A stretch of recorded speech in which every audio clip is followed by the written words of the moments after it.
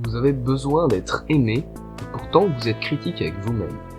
Vous avez certes des points faibles dans votre personnalité, mais vous savez généralement les compenser. Vous avez un potentiel considérable que vous n'avez pas encore utilisé à votre avantage d'ailleurs. À l'extérieur, vous êtes plutôt discipliné et vous savez vous contrôler, mais à l'intérieur, vous tendez à être préoccupé et à ne pas être très sûr de vous-même. Parfois même, vous doutez sérieusement si vous avez pris la bonne décision ou fait ce qu'il fallait.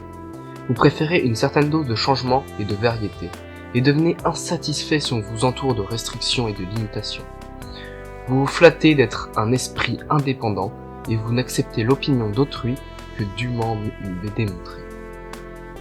Vous avez trouvé qu'il était maladroit de se révéler trop facilement aux autres. Par moments, vous êtes très extraverti, bavard et sociable, tandis qu'à d'autres moments, vous êtes introverti, circonspect et réservé.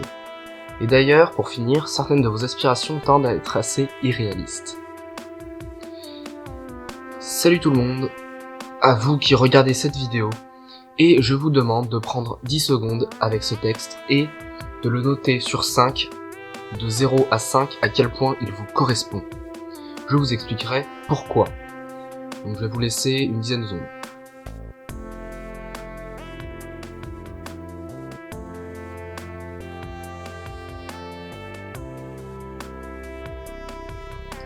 Voilà. Alors, de quoi on va parler aujourd'hui? Ce sera de la sociologie. Si je vous parle de Phineas Barnum, vous connaissez sans doute ce personnage qui était un chef d'un cirque très connu, et on va retenir de lui qu'une phrase, car il disait que pour être populaire, il fallait réserver à chacun un petit quelque chose. Et oui, en fait, on va parler de ce qu'on appelle l'effet de validation subjective ou effet Barnum.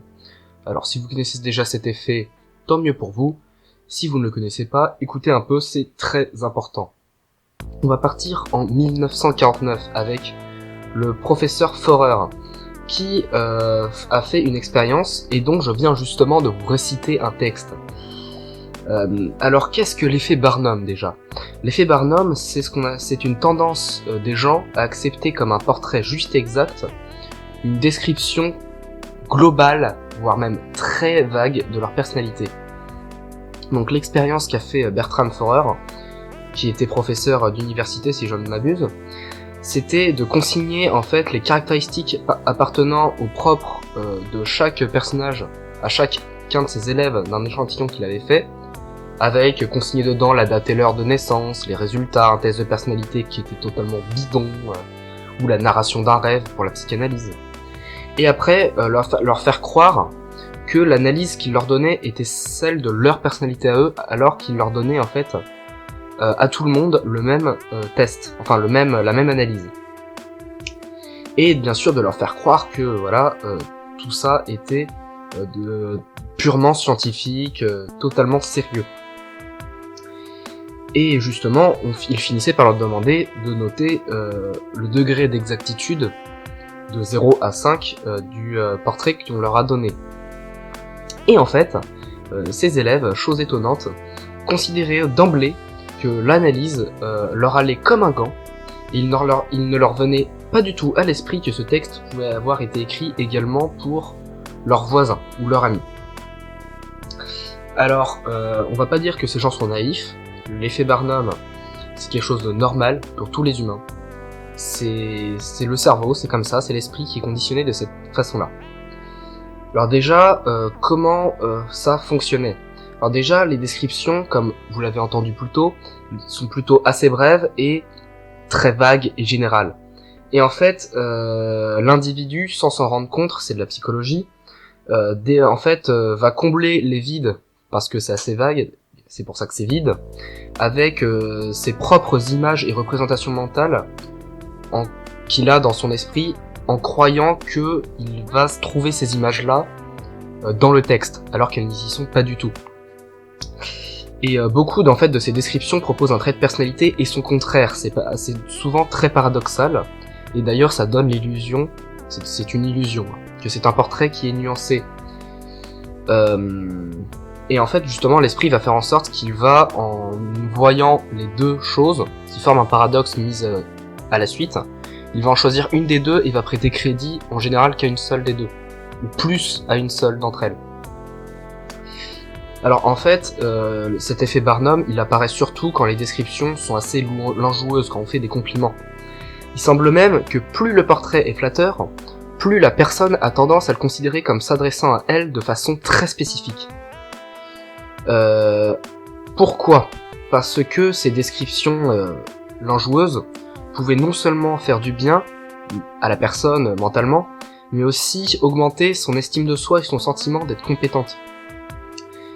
Plus la personne accorde du crédit au système théorique aussi, par exemple à la psychanalyse, qui a servi à faire cette analyse, et plus elle estime que l'analyse qu'on lui a rendue était vraie. Alors que voilà, on peut lui faire croire que c'était de la psychanalyse et que tout ce qu'on lui a redonné était bidon. Mais finalement, est-ce que cette illusion, on peut la considérer comme nécessaire ? L'effet Barnum met en lumière le processus incessant de la construction de l'estime de soi, de l'image de soi. C'est quelque chose, cette construction de l'image de soi, voilà, c'est quelque chose qui est très important, dont l'humain s'en sert tout le temps. L'esprit humain doit en effet se servir d'éléments qui lui sont extérieurs pour avoir une image de lui-même. Et cette image-là ne sera jamais définitive, comme je viens de le dire. Un humain ne peut pas avoir une image de lui-même sans un avis extérieur. Les éléments qui lui servent de matériaux sont principalement nos propres comportements que nous observons dans diverses situations et desquels nous tirons des inférences, des interprétations, des conclusions, comme nous le ferions en face d'une autre personne. On sert aussi des perceptions sociales. Le cerveau en fait prend tout ça, en fait une synthèse et il l'accompagne d'une impression de cohérence interne et de consistance. Il lui donne l'impression que c'est vrai. Alors bon, l'effet en fait, d'ailleurs cet effet Barnum, un deuxième point qui est important, c'est que vu qu'il joue sur notre image de nous-mêmes, il joue d'ailleurs sans arrêt avec nos rapports avec les autres. Dès que quelqu'un dit quelque chose à notre sujet, c'est une tendance, je rappelle, c'est pas toujours le cas, mais c'est une tendance, que on va automatiquement le croire, et que après, c'est plus tard, peut-être des fois une demi-seconde plus tard, des fois une heure plus tard, on va avoir tendance à rejeter ce qu'il a dit si on n'en est pas d'accord. Mais d'abord, on a tendance à automatiquement juger que ce qu'il a dit est vrai. Après, je rappelle, c'est une tendance, ce n'est pas le cas chez tout le monde. Finalement, si vous avez bien écouté, on peut remarquer que ça ressemble un peu à l'effet placebo, qu'on parle souvent par exemple avec le domaine médical et également pharmaceutique. En fait, l'effet Barnum jouera de façon automatique, un peu comme l'intervient l'effet placebo, même quand il s'agit de médicaments avérés pour l'effet placebo. D'où l'absurdité de demander aux personnes concernées de statuer sur l'exactitude de l'évaluation de leur personnalité, de noter l'évaluation, même lorsque celle-ci est dressée par le spécialiste le plus éminent du monde. On a plutôt tendance à interpréter ces résultats en considérant que l'astrologie ou l'intuition des astrologues est aussi exacte et valable que la psychologie. L'effet Barnum, pourquoi c'est quelque chose de très important ? C'est parce que justement, astrologie, chiromancie, politique, séduction, il intervient dans tout ça, et justement, beaucoup de gens, de manipulateurs s'en servent. Et le seul moyen de contrer ce qu'on appelle l'effet Barnum, ou l'effet de validation subjective, c'est l'éducation. Et la philosophie y aide, d'ailleurs, c'est que justement, c'est capable de se faire son propre avis. Alors, instruisez-vous. N'oubliez jamais ça, vous n'êtes pas censé être les pantins des autres, vous ne devez pas écouter les portraits qu'ils font de vous, vous devez vous instruire. C'est tout ce que j'ai à vous dire.